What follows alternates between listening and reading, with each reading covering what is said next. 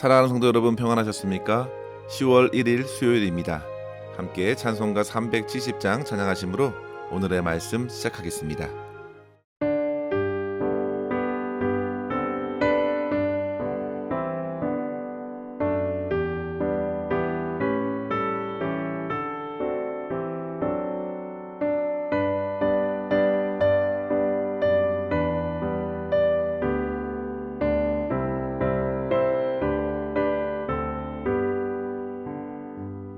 주 안에 있는 나에게 난 근심이 있으랴. 십자가 밑에 나아가 내 짐을 풀었네. 주님을 찬송하면서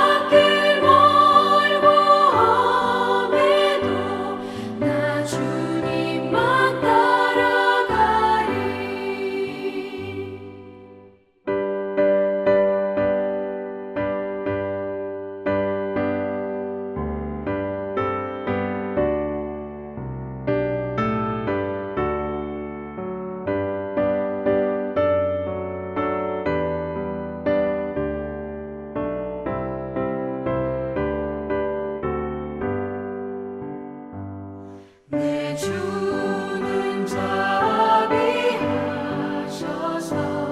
늘 함께 계시고 내 궁핍함을 아시고 늘 채워주시네. 주님을 찬송하면서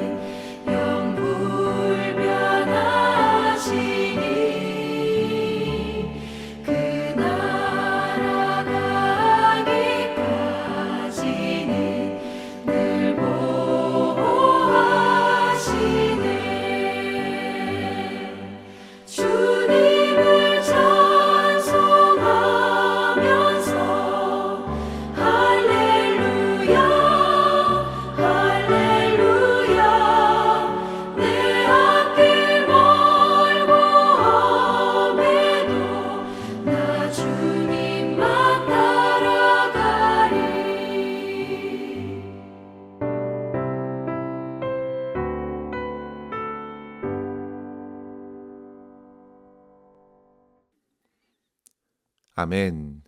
이 시간 함께 나눌 말씀은 누가복음 10장 1절에서 9절입니다. 그 후에 주께서 따로 70인을 세우사 친히 가시려는 각 동네와 각 지역으로 둘씩 앞서 보내시며 이르시되 추수할 것은 많되 일꾼이 적으니 그러므로 추수하는 주인에게 청하여 추수할 일꾼들을 보내주소서 하라. 갈지어다 내가 너희를 보냄이 어린 양을 이리 가운데로 보냄과 같도다. 전대나 배낭이나 신발을 가지지 말며 길에서 아무에게도 문안하지 말며 어느 집에 들어가든지 먼저 말하되 이 집이 평안할지어다 하라. 만일 평안을 받을 사람이 거기 있으면 너희의 평안이 그에게 머물 것이요 그렇지 않으면 너희에게로 돌아오리라. 그 집에 유하며 주는 것을 먹고 마시라. 일꾼이 그 삭슬 받는 것이 마땅하니라. 이 집에서 저 집으로 옮기지 말라.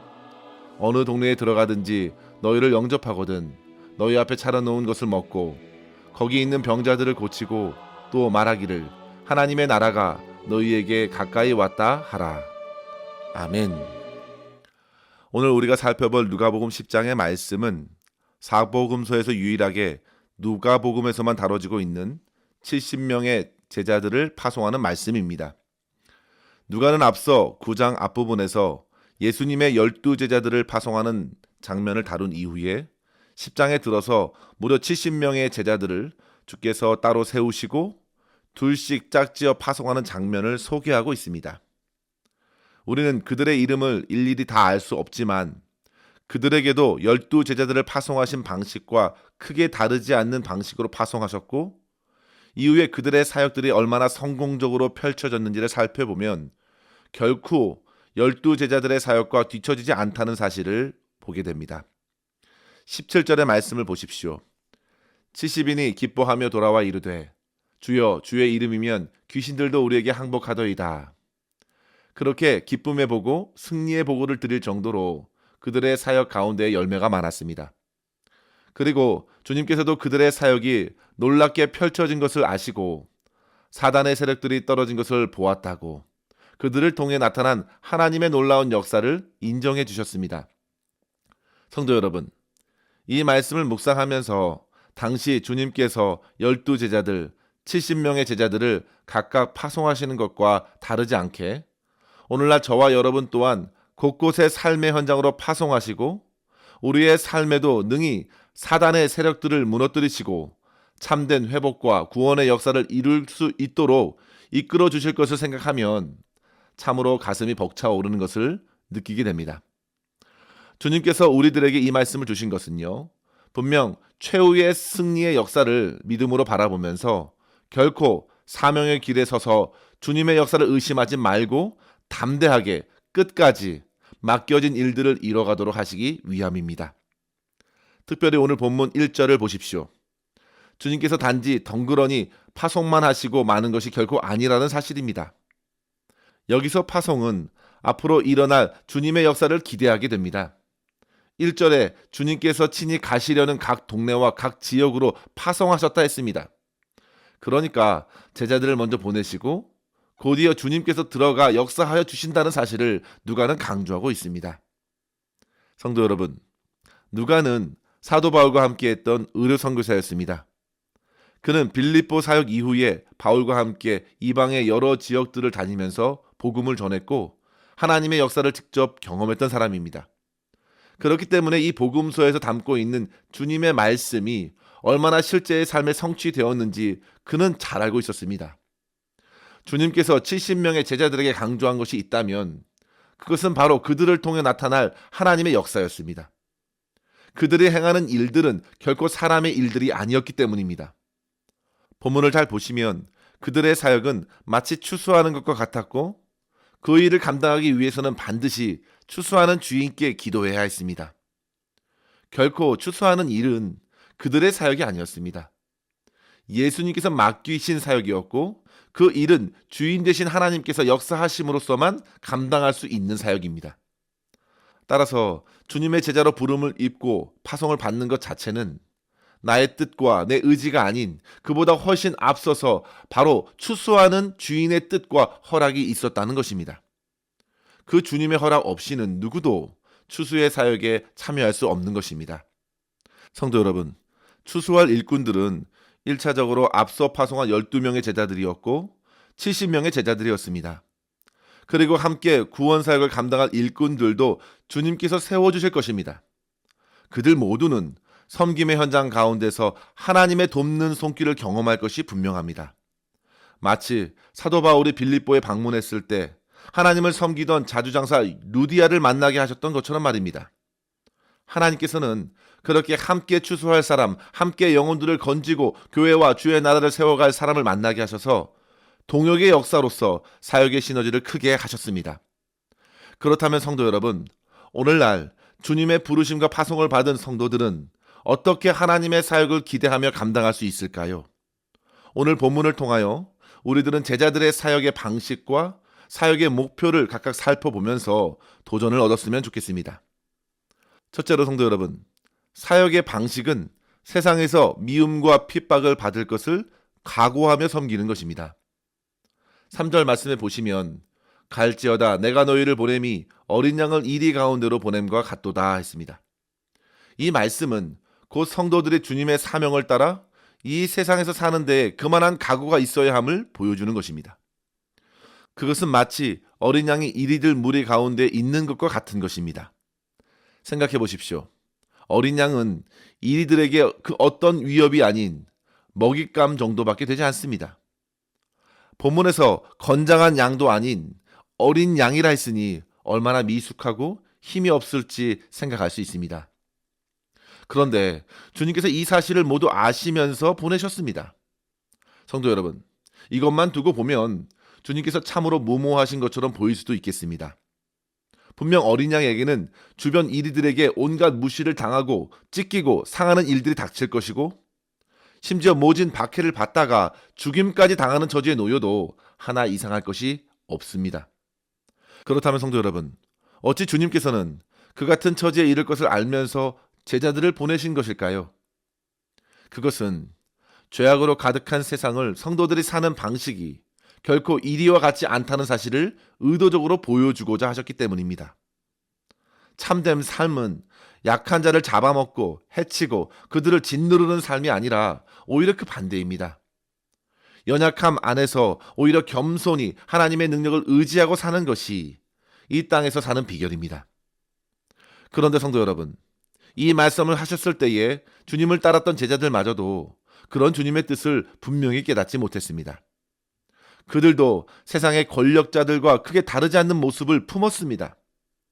그저 그들은 주님의 힘과 지위를 빌어서 뭔가 거창하고 대단해 보이는 일들을 하길 원했던 것이죠. 그들의 계획과 그들의 생각 안에는 그 어떤 십자가도 없었고 고난과 핍박도 없었습니다. 그래서 결국 십자가의 죽음을 앞둔 주님을 하나같이 등지고 도망했던 것입니다.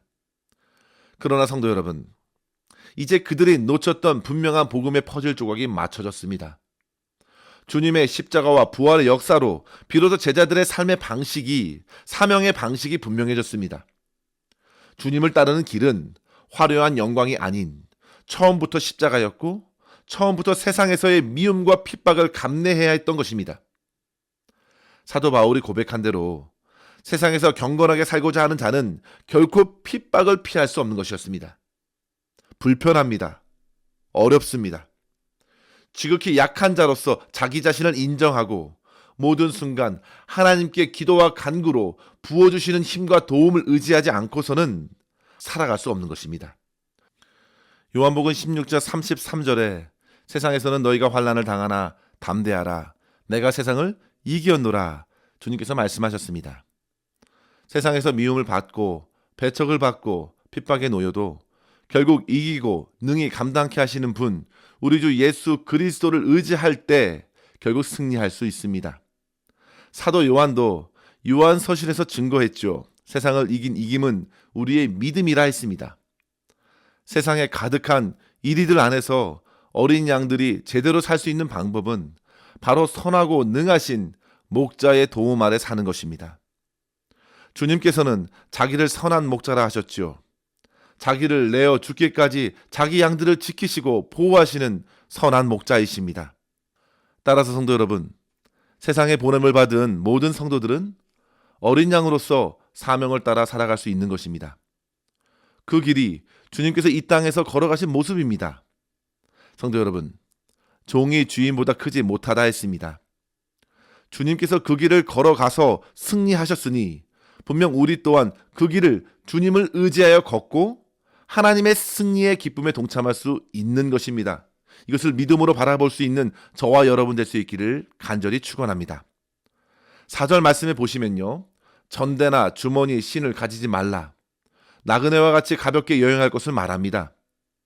모든 필요한 것은 파송하신 주님의 손으로 공급하심을 믿는 것이죠. 그리고 동시에 길에서 아무에게도 무난하지 말고 집에 가서, 즉 가정을 방문하여 참된 복음을 전하라는 말씀을 해주셨는데요. 이 말씀은 제자들에게는 목적이 있다는 말씀입니다. 삶을 거추장스럽게 확장할 이유가 없습니다.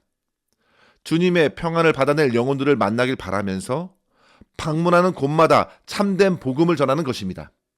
간절히 바라기는, 성도 여러분, 우리가 비록 세상에서 힘과 능력이 없는 어린 양과 같은 처지에 있어 온갖 모욕과 핍박을 받더라도 낙심하지 말고 오히려 약함 가운데 선하신 주님께 도움을 간구하면서 담대히 믿음으로 사명을 감당하면서 하나님께 영광 올려드릴 수 있기를 주의 이름으로 간절히 축원합니다.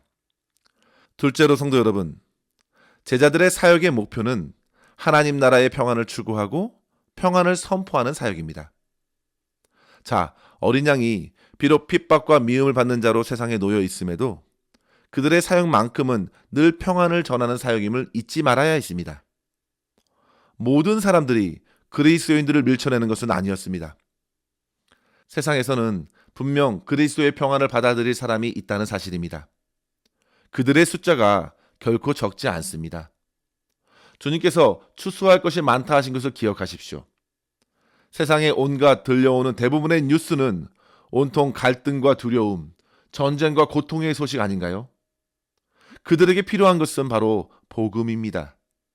예수 그리스도 안에서 누리는 참된 평안이 수많은 사람들에게 필요합니다. 그래서 주님께서 명령하신 것이죠. 천국의 복음을 전하라고, 전도하라고 그렇게 말씀하신 이유는 여전히 지금 이 순간에도 복음으로 돌아올 이들이 많이 있기 때문입니다. 그들의 어지럽고 두려움에 짓눌린 영혼에 참된 회복, 샬롬을 선포해 줄 통로로서 먼저 저와 여러분을 통해서 복음의 기쁨을 누리고 복음을 전하도록 하신 것입니다.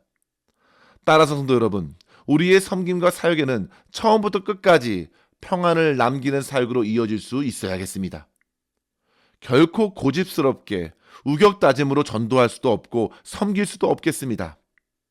그리스도 예수께서 행하신 대로 화평을 전하기 위해서 끝까지 주님께서 보여주신 사랑과 자비, 주님께서 가르쳐주신 은혜와 친절로서 사람들을 대하십시오. 비록 배척을 받는다 하더라도 끝까지 하나님께 맡기십시오.